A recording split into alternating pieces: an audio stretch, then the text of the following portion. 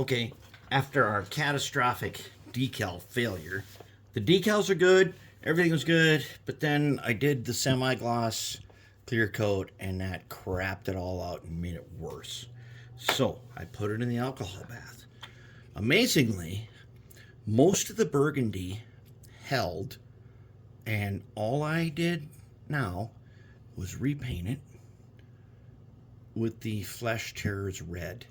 Remember I bought all those different colors to try? Basilisk and the contrast paint. But I put the contrast paint on here. It's not terrible. I don't know if it's smooth enough, but here's the thing. I can't use the acrylic trick on these decals because they're printed on the Alps printer. And the Alps printer prints basically a film onto white decal paper. So I'm going to risk not coating those decals with decal bonder or doing anything else. I'm going to risk putting them on here. I don't know how exactly, but I have to put microset under them. That means the microset has got to go underneath. When I put the decals back on, it's got to go underneath. And that's the way it's got to be. And I can't use a bunch of my usual tricks to keep it down. So I need this surface to be quite smooth. And I think the way I'm going to do that is just with a microfiber cloth. I'm just going to rub this with a microfiber cloth now that I painted it with 2 coats. Now, as far as the black goes, we can paint that. We'll repaint the black. And I already did the interior again in that same aqua mint that is used in machinery. And I'm going to put probably a little bit of some Nullen oil on it. That Citadel black wash. And actually, in the flat car kit that I got from Vallejo, it says dark gray, but that's not right? It's not dark gray. It's for gray and dark vehicle. Well, I guess it says dark gray, but it turned out it was kind of like a wash.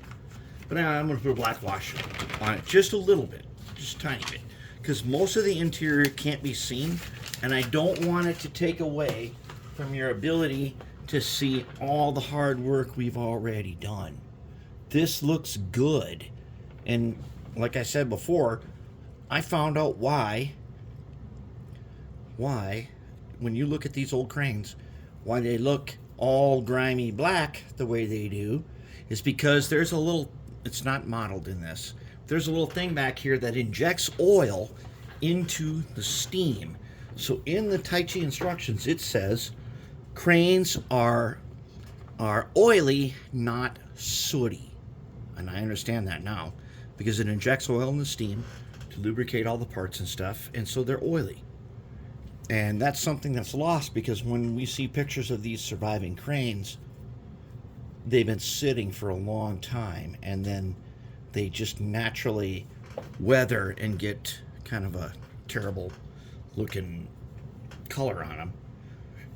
But that's where we're going to go with that guy.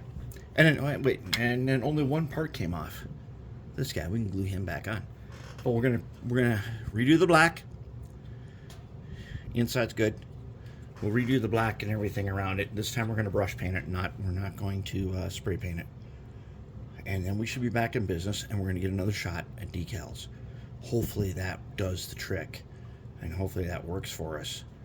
Because the decals turned out great. Thank goodness I printed a lot of those decals, and I can print a lot more.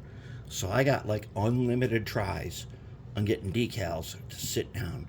But we're going to risk it all and try decals with Alps printer decals are supposed to be waterproof. Now that's not, now if you use a solvent, those decals will suddenly disappear into a million pieces of dust. So we're going to try very carefully to get those decals down on here with microset, but not so much that it wrecks the decal itself, because the decals are great. And that's where we're at on the crane. We're getting close. I'm about to do the black, and then we'll come back and check in.